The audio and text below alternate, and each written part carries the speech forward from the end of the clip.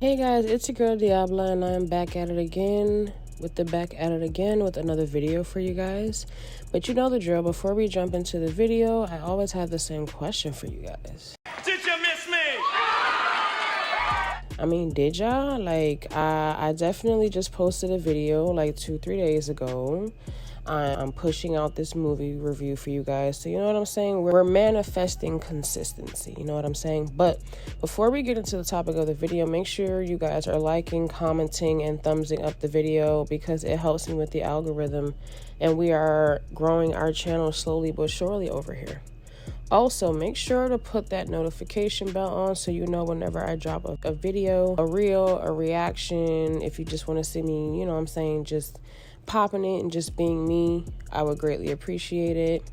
Make sure you have your post notifications on because we always got more shit to talk, and I love talking shit to you guys. Now, you guys can see from the thumbnail, the topic of the video today is I wanted to kind of add a different flavor to my channel.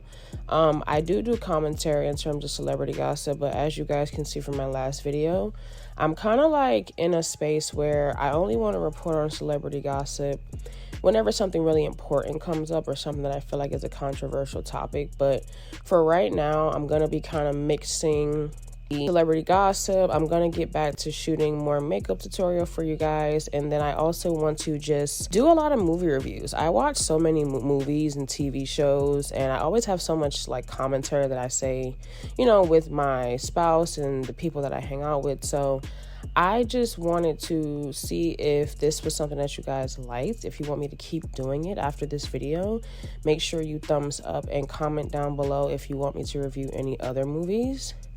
But yeah, the topic of the video today is the Beetlejuice 2 movie review, which is a sequel to the 1988 original Beetlejuice featuring Michael Keaton and Winona Ryder. So without further ado, let's get right into the video.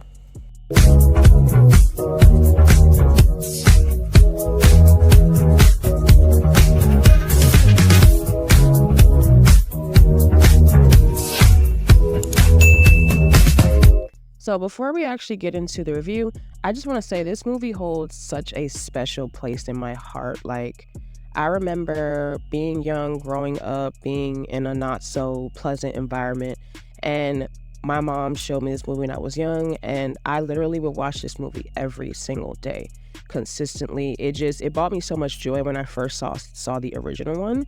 So when I found out they were coming out with a sequel and it was going to be featuring Winona Ryder, Catherine O'Hara, Michael Keaton, and Jenna Ortega, I absolutely I was like a little kid waiting for this movie to come out. I was so excited, and I'm not gonna lie, I was not disappointed by this movie. So let's just jump right into the movie.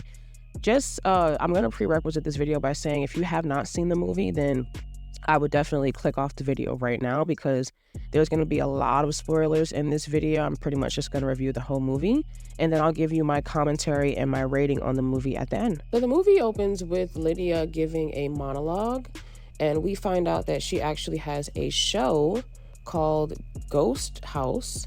And while she's giving a monologue, she has 2 guests on her show. She constantly keeps seeing visions of Beetlejuice. So her boyfriend Rory, who was played by Justin Thorex, steps in and he basically tells her to take a 5-minute break, just take a breather, go to the bathroom, and that they'll continue shooting later on. So Lydia is still, even 36 years later, she's still seeing visions of dead people. So while she's in the bathroom, she's trying to take a breather, she's seeing visions of a dead woman, and she's basically just getting overstimulated in regards to everything that's been happening. Her boyfriend Rory comes in, he tries to calm her down, he finds out that she has been taking her extracurricular activities, and he tells her that she cannot be taking these anymore because she's basically destined for greatness. She promises that if he just lets her take 2, that she will continue the show and never do it again. So he digs the pills out of the trash can and he gives them to her. As they're talking, Delia is constantly blowing up her phone. She ends up telling Rory that she has to leave, and she drives over to Delia's gallery, and we see that Delia is in shambles, and she tells Lydia that her father Charles died while he was flying home from a bird watching expedition. His plane crashed into the South Pacific, but somehow he survived and he was eaten by a shark. So now they have to have a funeral back at the old house. Lydia tells Delia that her daughter Astrid, who is played by Jenna Ortega, is not on speaking terms with her right now, and she highly doubts that she would even be able to convince her to come to the funeral. So we see a civilian fall through a manhole. I'm guessing from him showing up in the afterlife afterwards, I'm guessing that he was unalive when he fell through that manhole. As he was walking through the afterlife, this is the first time that we get a glimpse of the underworld or the afterlife from the original movie. So he ends up talking to a janitor who is played by none other than Danny DeVito, who directs him where he's supposed to go, now that he is no longer with the living. We see Danny DeVito go inside of a lost and found in the afterlife, and he knocked over a couple of boxes, and in those boxes were body parts. Now, when those body parts came together, we were introduced to Dolores, who we later found out is actually Beetlejuice's ex-wife. Now, the CGI and animation on this part was definitely very cool to see. Dolores is also known as a soul sucker. You know what I'm saying? I don't know if she's just sucking souls, but she's known as a soul sucker, and that's exactly what she does. She sucks the soul and skin off of the janitor, and then she just disappears into the night. You know what I'm saying? 40-inch bust down, just looking fire. In the next scene, we see Astrid. She's ignoring calls from Lydia while she's at boarding school.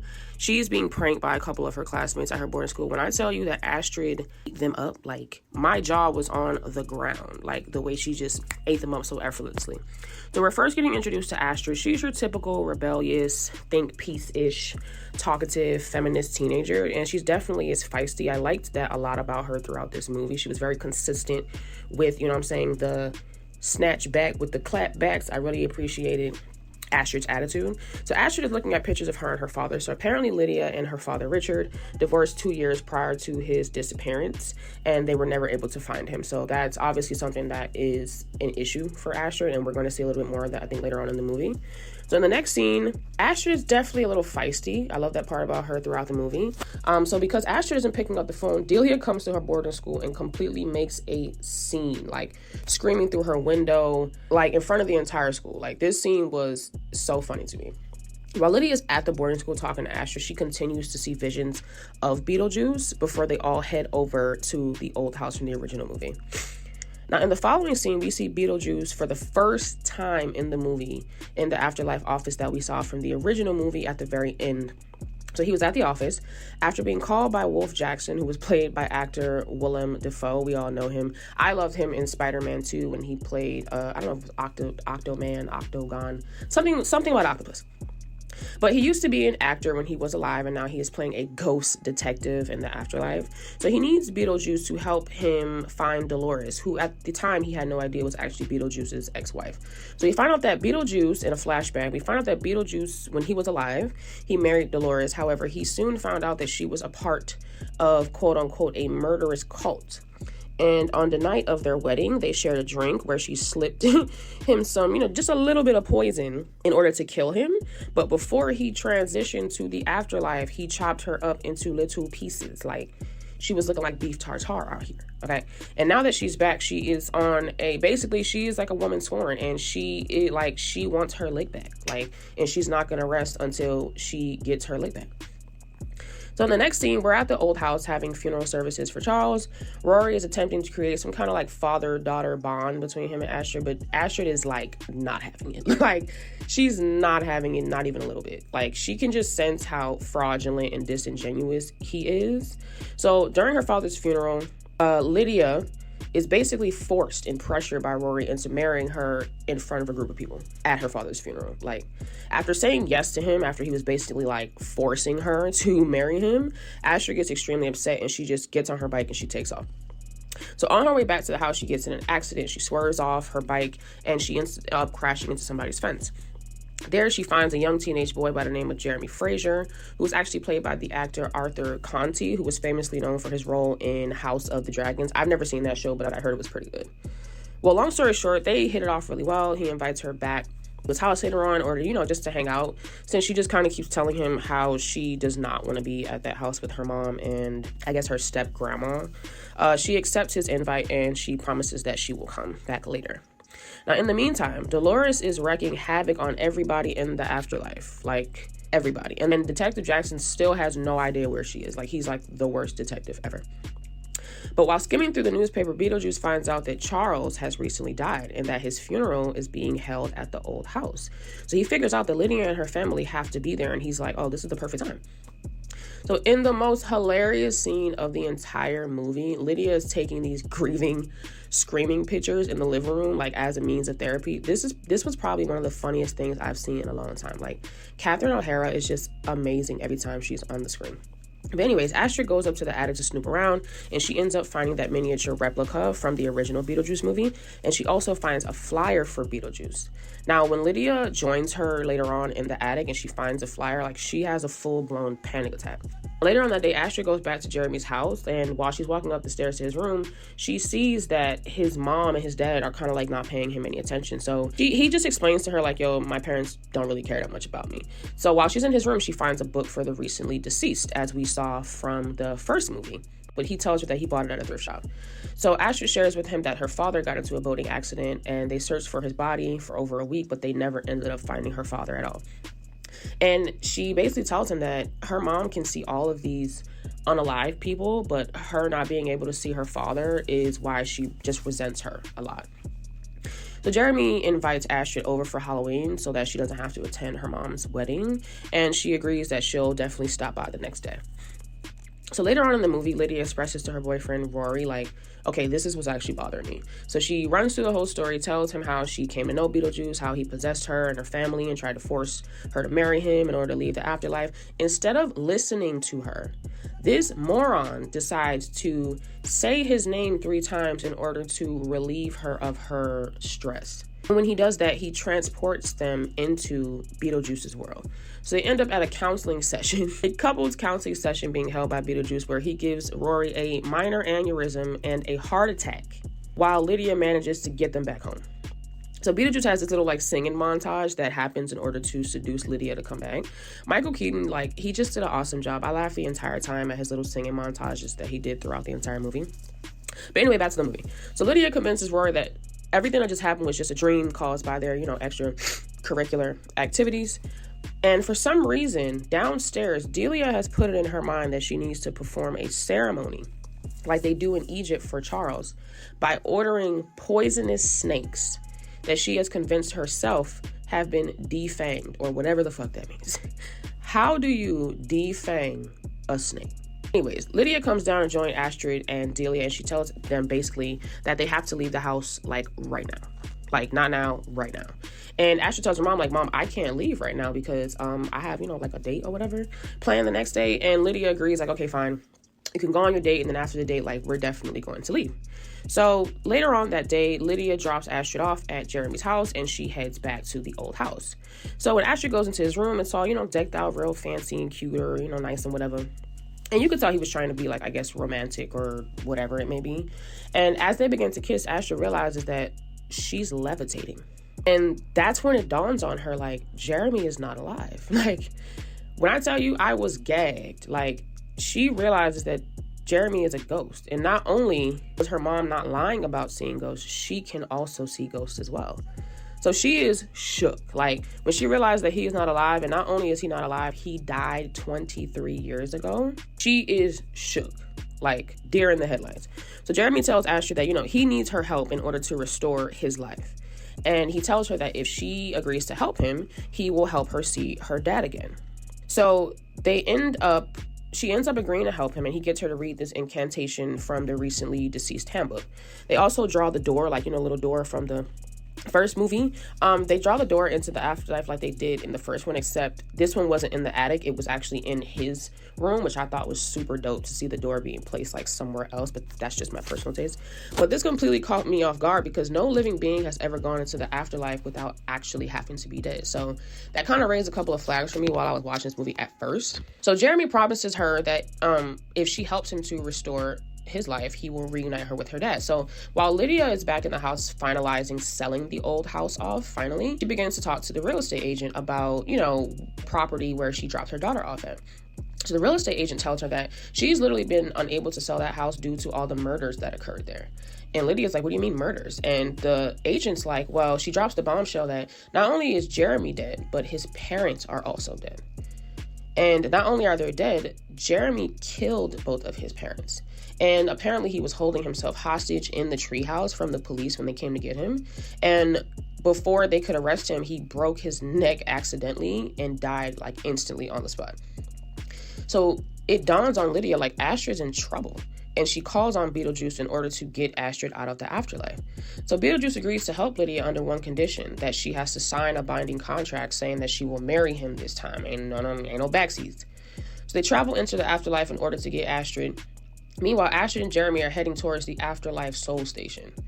So once they get to this point, Astrid believed that she was helping Jeremy to restore his soul. Once they were at the station, she realizes that Jeremy actually traded souls with her. Right? Blew my mind. The incantation that she read ultimately gave up her spot in the real world, and she traded places with him in the afterlife. So in the most ridiculous thing I've ever seen, in this next scene, Delia is performing her ritual at Charles' tombstone when she releases the poisonous snakes and they bite her in the neck, killing her instantly. When I tell you I was so mad, I thought I'm like, no, she's not dead. There's just no way she's dead. And then when she woke up in the afterlife office, I threw my hands up. I was so pissed off. So Delia is having a breakdown in the afterlife. She just does not want to believe that she is actually dead, and I don't want to believe it either. But back in the afterlife, Lydia finally finds Astrid, and they go through this emergency exit, and they end up at the sand dunes. So when they end up at the sand dunes, I definitely appreciated the sand worms and the sand dunes aesthetic that was in this movie. I was definitely excited to see the CGI. They definitely stepped up the CGI in terms of the snake in the scene. I was excited to see how they were going to do this, since this is a more modern AI type of generation, and I was not disappointed. But anyways, so Astrid's father, Richard, who we saw earlier at the Soul Station, ends up saving Lydia and Astrid. When Jeremy attempts to enter the real world, Beetlejuice intersects that and ultimately sends him to the fiery pits of hell where he belongs. So towards the ending of the movie, Lydia and Astrid run to the altar. We see Rory is there waiting for Lydia to marry her money. And Beetlejuice arrives because him and Lydia have a contract that she was going to marry him. And before Lydia actually gets up there and marries Rory, Beetlejuice injects a truth serum into him. And to no one's surprise, he admits that he is simply a clout chaser who was using Lydia because she was popping it. He admits that he met her at the lowest point of her life, and he preyed on her in order to take advantage of her because she was that girl. You know what I'm saying? So Lydia knocks him clean out when she hears him say this. Claps for you, girl. So right before Beetlejuice and Lydia tie the knot, Dolores enters the altar in order to get that lick back. Like, she's not trying to hear it. So Astrid somehow, during this commotion, gets her hands on the recently deceased handbook, and she summons a sandworm, which ultimately eats Dolores and Rory. So the wedding sequence between Lydia and Beetlejuice is probably one of my favorite moments from the whole movie. The entire cast did a great job in this sequence. The CGI was great. Michael Keaton just was hilariously funny at this moment. At the very end of the movie, Lydia, Delia, and Astrid try to escape, but Beetlejuice corners them, telling them that Lydia signed the marriage agreement. Therefore, she has to marry him. However, Astrid points out, since she is just so feisty and so smart, that he actually violated his own contract. When he brought Lydia into the afterworld, that made the contract null and void, according to the handbook, and the contract burns up in his hands. Lydia finally says his name 3 more times, and he blows up to the size of a balloon, and he completely just disintegrates like a house of ashes. Oh, I forgot to mention, while all this was going on, Wolf Jackson arrived during this entire commotion, but Beetlejuice basically just froze him, and he didn't unfreeze until the entire situation was over with, so I didn't really think it was that important to mention. But he basically tells Delia that she has to come down to the afterlife with him, and that's when Lydia and Astrid find out that Delia actually died from those poisonous snakes. Astrid was just as irritated as I was, because I'm mad just thinking about it. Like, what do you mean the snakes were not poisonous? Like, Delia, come on. And for the very last scene, Delia is boarding the Soul Train, where she finally is reunited with Charles, well, what's remaining of Charles, and they board the train to the great beyond. We get a final monologue closing out the movie from Lydia, stating that this would be her final episode of Ghost House, as she wants to prioritize her daughter and her family. The final scene in the movie is a montage of Astrid getting married, having a child, and then it kind of cuts to this demon Beetlejuice baby, which was just scaring the shit out of me, but then we realize that it's just a dream, that Lydia is waking up. So she wakes up in the middle of the night in her bed, and when she looks over to the left, Beetlejuice is laying next to her. And then she wakes up again because it was just another dream. Scared the shit out of me. But yeah, that was basically the entire movie. Overall, I had a really fun time watching this movie. I feel like the standouts for me in this movie in particular, I had to pick my three standout characters in this movie. It would definitely be Catherine O'Hara. From the original Beetlejuice to this sequel, every time she gets on the screen, she just steals the show. I felt like she just played the stepmom so well. She kept her snarkiness, she kept her funniness. I laughed at almost everything she said in this movie. So I thought she was amazing. Michael Keaton definitely got more screen time, in my opinion, in this movie versus the original Beetlejuice. But Michael Keaton, he just constantly reminds me like he's one of my favorite actors. I think he brings such a realness to Beetlejuice. I loved how this movie went bigger with the CGI. We're able to really be brought into the world of Beetlejuice. I know in the original one, we got to see the afterlife. I felt like we really got to see more of his personality in this movie, and I feel like the graphics were really good in this movie. Some of the CGI could have been done a little bit better, in my opinion, but I thought it was an amazing movie. I felt like Jenna Ortega, for me, she's one of my top newer actresses. Between her and Mia Goth, like, Jenna Ortega is one of my favorite up-and-coming actresses. I remember seeing her in Scream first 10 minutes, and she gave me Scream Queen just straight off the bat. Super talented. I could tell that Jenna Ortega really understood her character. And I loved the transition that she had throughout the movie.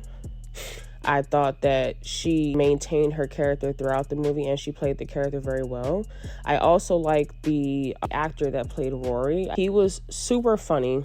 I thought he played a great sleazy boyfriend. He did a great job. Everyone in this movie had great comedic timing. The acting was good. It really felt like we were coming back to see a family all over again.